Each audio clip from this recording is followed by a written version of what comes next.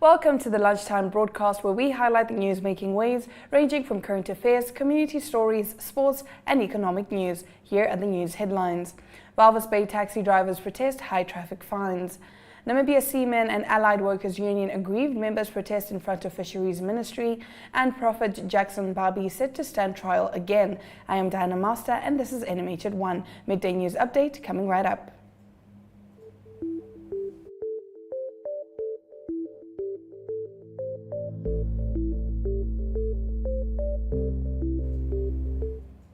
Walvis Bay-based taxi drivers are gathered at the Walvis Bay Fire Brigade to demonstrate against high traffic fines and bad roads. Visual News highlights local stories from across Namibia right after the break. Stay with NMH at 1.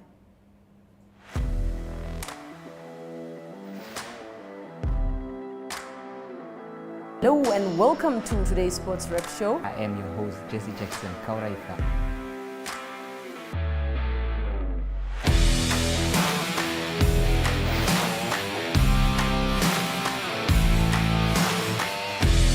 In replay, Namibia, who had won the toss for the first time on this tour. Good day everyone, time for international sports news, starting off with tennis news, both on the WTA for women's and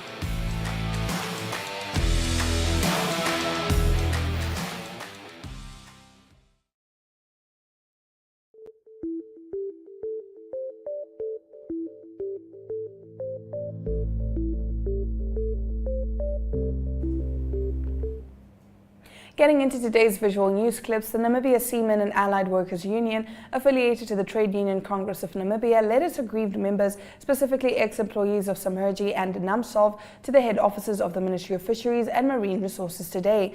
The protest was to demand permanent jobs as promised in 2020 after the fishermen were left unemployed in 2018. Wendy Shikukwete read the petition, reminding the government that the fishermen are left in the dark, receiving no communication from the ministry and having to survive off of 4,000 Namibian dollars a month with no guarantee of permanent employment.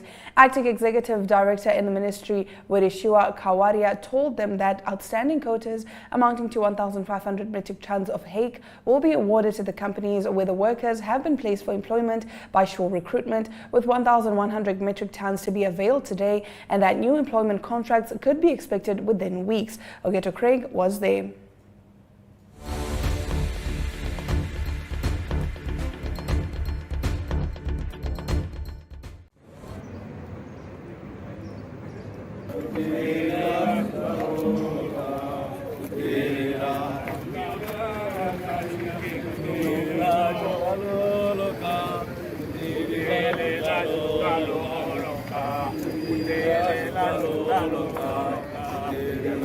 We are the former employees of Submergy, employed on a fishing vessel MBF Ineste, and 73 fishers, former employees of NAMSOLV.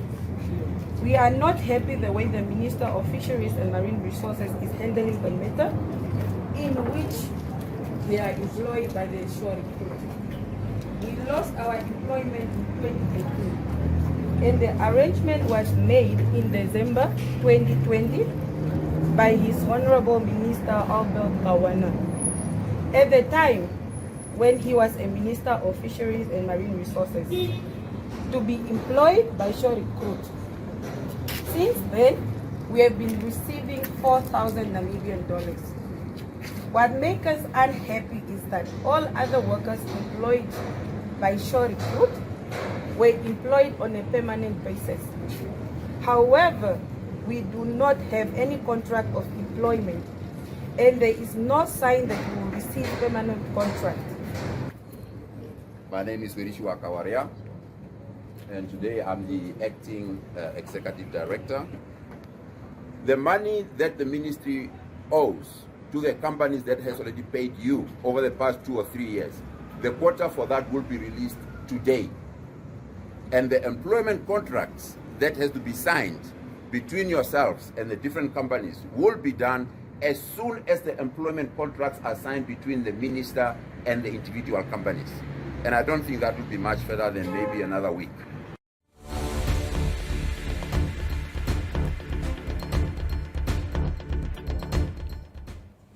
After the break, SWAPO party politics headline some of the daily newspapers, while self-proclaimed prophet Jackson Babi is set to stand trial again. These and more stories coming up in our newspaper review segment right after this.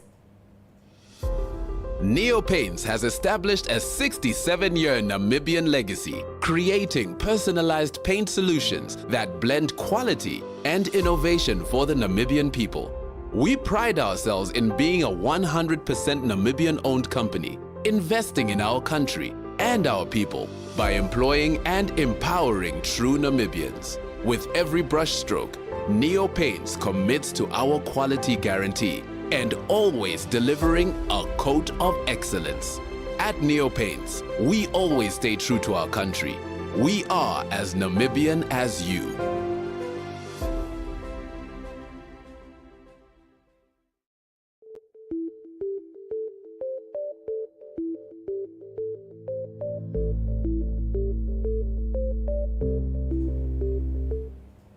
Thank you for staying with NMH at 1. We now take a look at what the lead stories are in Namibia's daily newspapers.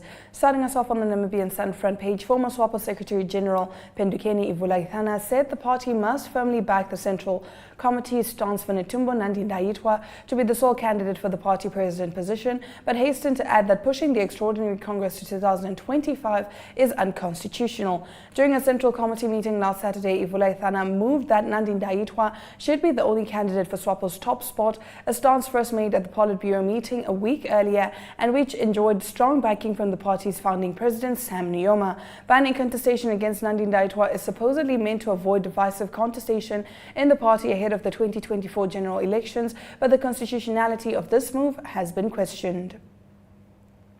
Still with the Namibian Sun, a review by the Africa Peer Review Mechanism found that the Office of the Auditor General, which is government's audit arm, is not sufficiently autonomous because its budget is prepared and approved by Treasury. Concerns were raised that the office does not enjoy full financial independence, while the APRM noted that initiatives around the training of internal staff members are undertaken by the Finance Ministry instead of the AG. However, despite not having the full authority to initiate and conduct training activities, the AG is not undermined, the APRM noted. Republican reports that the Bank Windhoek employee worker who allegedly stole about $2 Namibian from Bank Windhoek, Nico Rebebe, is still in hospital and has not yet been officially charged with any offences. The police commander in the Kunene region, James Nderura, confirmed that Rebebe will only be charged when he is discharged from hospital, after which he'll appear in court. Rebebe should have appeared in the Opuwo District Magistrates Court on Friday, but could not as he was still in hospital. On the paper's page 3, the Independent Patriots for Change and its former regional councillor Siska Smith-Howard have smoked the peace pipe and are set to enter a settlement agreement. This follows Smith-Howard's suspension from the party in October 2021 and her subsequent recalling as a councillor on 16 May 2022. Commenting on the proposed settlement agreement, Smith-Howard said discussions were still ongoing, but it was decided that it would be in the best interest of the two parties to split amicably. The Algemene Zeitung also reports that Nico Rebebe, suspect of the bank robbery, has probably turned himself into the police because of his health issues, and he has not yet been able to appear in court due to hospitalization. The pastor and self-proclaimed prophet Jackson Babi, who was found guilty of poaching a rhino cow and her calf in 2022, must stand trial again. This time he and his wife are said to have failed to pay their rent for 2 months, reports the paper's page 2. After the break, we take a look at what's headlining the Namibian newspaper's front page. Hi Sonia. Hi Tufeni. What are you reading? I'm reading about the Child Care and Protection Act. In this pamphlet I got from school. What's that?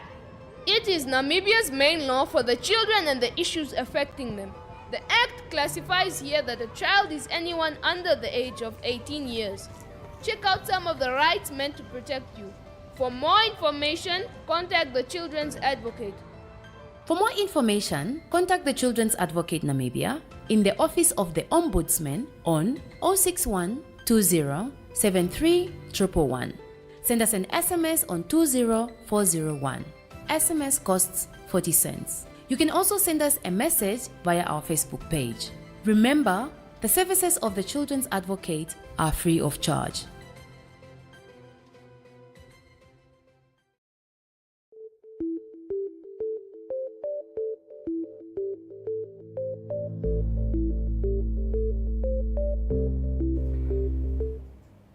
Continuing with our newspaper review segment, former Executive Director of Works and Transport Peter Mwatile has warned against abusing founding President Sam Nuyoma's name in SWAPO succession politics.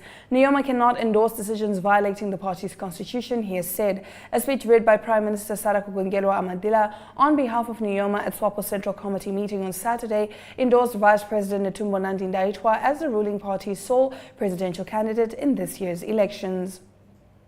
Still with the Namibian newspaper, the government of Botswana will host a two-day memorial service in honor of former President Dr. Hage G. Geingob. The event is planned for the 13th and 14th of March in Gaborone, where a documentary called The Geingob Footprint and Legacy will be screened. President Nangolo Mbumba is expected to deliver a tribute. Moving over to the New Era's front page, a partnership between Irongo Marine Enterprises and Irongo Sea Products has caused a ruckus among fishing right holders who are now questioning the decades-old arrangement and claim being cheated on. Irongo Marine is owned by global fishing giant Oceana Group. Now local right holders and stakeholders in the fishing industry claim that Namibian right holders have been cheated on by their moneyed foreign partners and are demanding a fair share of the pie. On the paper's page 3, the Agriculture Ministry has deployed extension officers to affected areas in the Zambezi region following reports by maize farmers that their crops are being destroyed by migratory red locusts since February. Last month, New Era reported that some farmers' crop fields in Malangalanga in Linyati have been invaded by insects which destroyed their plantations on a large scale. Some lost as much as 3 hectares of their maize fields due to the invasion of these insects. In a media statement on Thursday, the ministry thus informed the farmers and the public that there is a presence of African migratory red locusts in some parts of the Zambezi region. The locusts have also been detected in the Ohangwena region. And now moving over to Market Watch. Deep Yellow has received binding commitments to raise $220 million, more than 2.7 billion Namibian dollars, to move its Tumas uranium project in Namibia towards production. The Australian uranium mid-cap company will raise the funds through the issue of 179,591,836 fully paid ordinary shares at an issue price of $1.225 per share. The placement was strongly supported by both new and existing domestic and international institutional investors, with demand exceeding the funds Deep Yellow sought to raise through it. Now, MTC has announced an allocation of 1.5 million Namibian dollars towards its MTC for Life corporate social responsibility project. We get into the full details of the story after the break as we head into economic news. Welcome to My.NA Cars, your ultimate destination for everything automotive. I am your host, Diana Master. Teamwork makes the dream work, right? Discover the latest models, innovative technologies, and expert insights from our passionate hosts. Learn essential maintenance tips and get exclusive behind-the-scenes access to the automotive industry. Don't miss My.NA Cars on NTV every Thursday at 2100 hours. Tune in and ignite your passion for automobiles.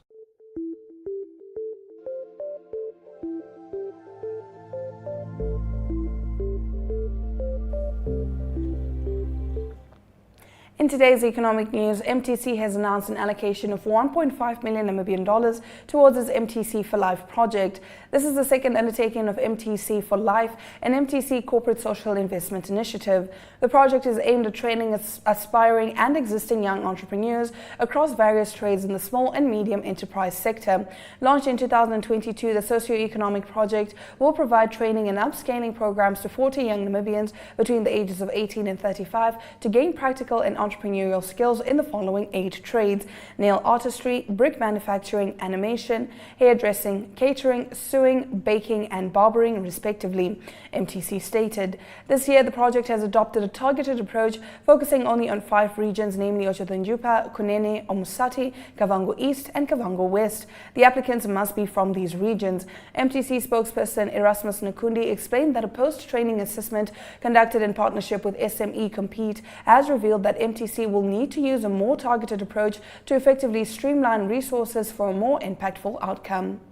Now let's take a look at the economic indicators.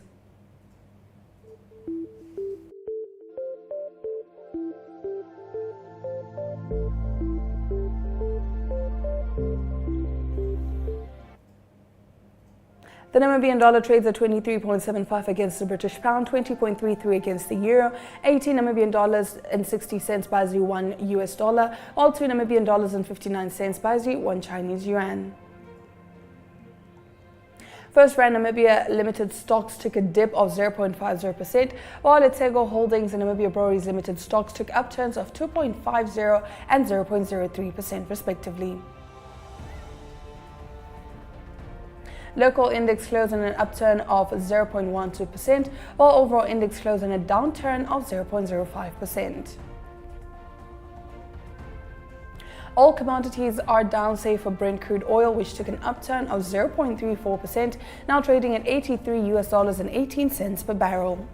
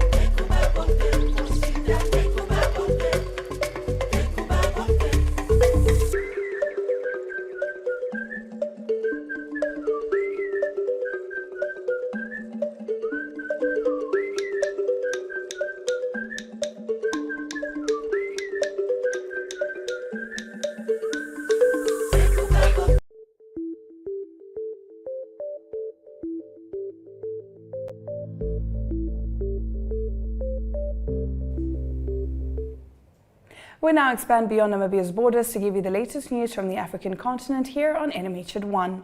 Chad's government has announced that it would provide free water and electricity for households until the end of the year. The monthly household consumption payable by the government is capped at 15 cubic meters, which is 15,000 liters of water and 300 kilowatt hours of electricity. The government on Monday said it would also clear water and electricity bills for residents with outstanding arrears. It also announced a cut in transport taxes that could lower transport costs, which hiked last month with a rise in fuel prices. Chad's junta leader and interim president Mahamat Debi sanctioned the policy to assist households, a joint statement by the presidency and finance minister said. Some Chadians perceive the move as Mr. Debi's attempt to endear to voters. He will be vying for the presidency when Chad holds elections between May and June. Some residents also say that the move is meaningless, as several parts in the capital, N'Djamena, have faced a power outage for the past 2 weeks. But some Chadians have welcomed the measure as a much-needed relief to the ongoing cost of living crisis. After the break, we bring you international news from the rest of the globe. Stay tuned. Welcome to My.NA Cars, your ultimate destination for everything automotive. I am your host, Diana Master. Teamwork makes the dream work, right? Discover the latest models, innovative technologies, and expert insights from our passionate hosts. Learn essential maintenance tips and get exclusive behind-the-scenes access to the automotive industry. Don't miss My.NA Cars on NTV every Thursday at 2100 hours. Tune in and ignite your passion for automobiles.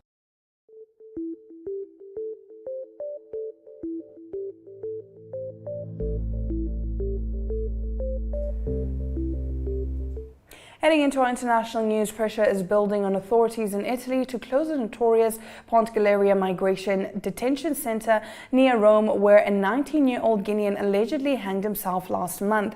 The country's 10 migrant repatriation centers have long been the target of criticism by human rights groups. They describe them as black holes of human rights violations, where undocumented migrants are essentially detained for months without charge in conditions worse than prisons. The centers are supposed to be temporary holding facilities for migrants whose asylum bids failed or foreigners who have been ordered expelled for criminal or other reasons, while the paperwork is completed to send them home. But because of bureaucratic delays and a lack of repatriation agreements with countries of origin, only around half of the detainees are actually sent back. The centers end up acting as a de facto prisons, but without prisons, rehabilitation, educational, or proper medical facilities, rights groups say. The right-wing government of Premier Giorgia Meloni has defended the uses of these centers and even called to expand them as necessary component of a broader strategy to manage Italy's migration flows.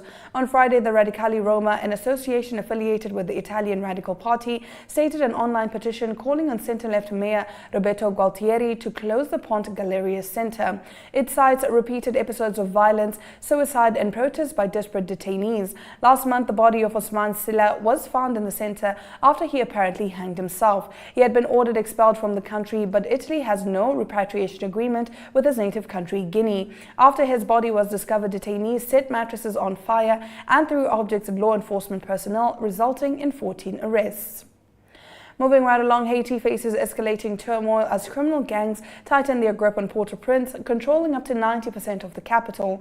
In the midst of this chaos, Prime Minister Ariel Henry has resigned, signaling a significant development in the country's fraught political landscape. The move follows a gathering of Caribbean nations, UN representatives, and delegates from countries like France and the United States and Jamaica, aiming to find a solution to Haiti's pressing issues. However, Henry found himself stranded in Puerto Rico, unable to return to Port-au-Prince, where he engaged with CARICOM members remotely. Haiti's political landscape has been marred by instability since the assassination of President Jovenel Moïse in 2021, with no subsequent elections held since 2016. Henry appointed Moïse was slated to step down in early February, further exacerbating the leadership vacuum. Despite efforts to address the crisis, including Henry's agreement in Nairobi to deploy Kenyan police officers to Haiti, the situation remains precarious. Diplomatic discussions in Kingston sought to formalize a proposal urging Henry to transfer power to a transitional council representative of Haitian civil society. In a statement prior to his resignation, Henry affirmed the government's commitment to establishing a transitional presidential council, highlighting plans for members to be selected in consultation with various sectors of national life. Stay with us, because after the break, we bring you news from the world of sport.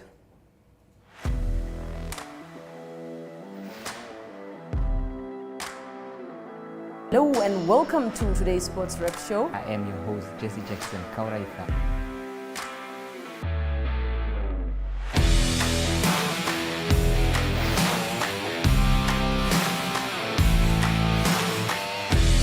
In replay, Namibia, who had won the toss for the first time on this tour. Good day everyone, time for international sports news, starting off with tennis news, both on the WTA for women's and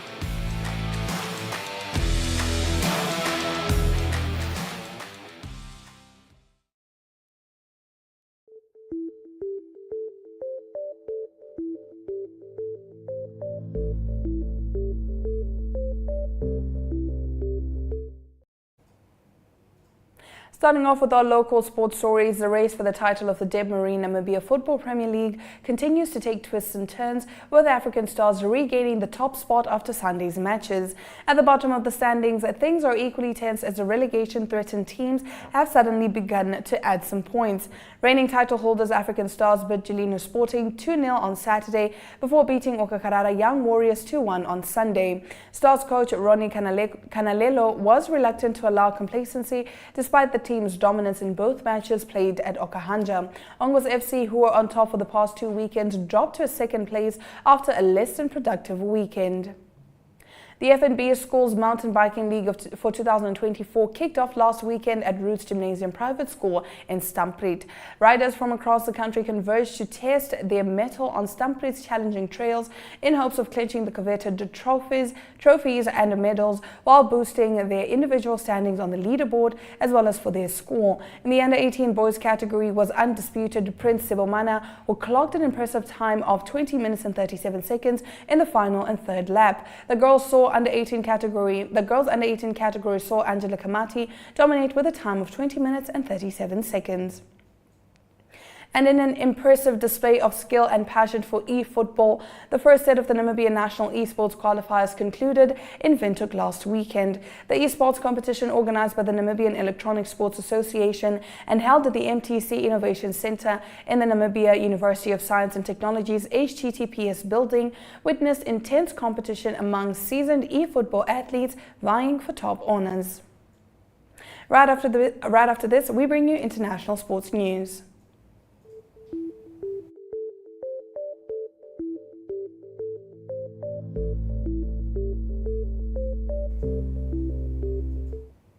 Mauricio Pochettino called for the Chelsea fans to trust his players after a 3-2 win over Newcastle on Monday propelled the Blues back into contention for European football next season. Pochettino had faced open revolt from among his own support during last weekend's 2-2 draw at Brentford. Manchester City goalkeeper Edison is set to miss a crucial clash against Arsenal in the Premier League title race due to a thigh injury as he faces up to a month out. The Brazilian hurt himself when conceding a penalty during City's 1-1 draw at Liverpool on Sunday. Edison stayed on the field for the resulting spot kick, which Alexis McAllister scored to cancel out John Stones' opener, but needed to be substituted soon after by Stefan Ortega. And twice world champions Australia have fallen to an all-time low of 10th in the world rankings after Italy's victory over Scotland at the weekend bumped the Azzurri up to 9th. Winger Louis Leinach, the son of Wallabies great Michael, scored a try on debut as Italy beat the championship-chasing Scots 31-29 in Rome on Saturday to secure a first home win in the Six Nations for 11 years. If you're just joining us, this is NMH at 1, and we'll get into the highlights from today's broadcast on the other side of this commercial break. Hi, Kambaripa. Hi, Melissa. You look upset. Is everything okay? A healthcare worker refused to attend to me because I visited the healthcare facility without a guardian. Healthcare workers are not allowed to do that. This sounds like a job for your shield of survival. Huh? Your rights, they're your superpowers. Your shield of survival is your right to life, health, nutrition, shelter, and an adequate standard of living. For more information, contact the Children's Advocate Namibia in the Office of the Ombudsman on 061 20 73 111. Send us an SMS on 20401. SMS costs 40 cents. You can also send us a message via our Facebook page. Remember, the services of the Children's Advocate are free of charge.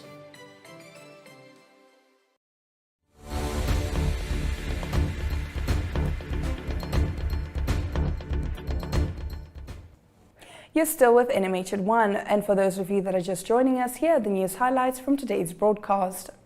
Chad's government has announced that it would provide free water and electricity for households until the end of the year. Pressure is building on authorities in Italy to close the notorious Ponte Galeria migrant detention center near Rome, where a 19-year-old Guinean allegedly hung himself last month.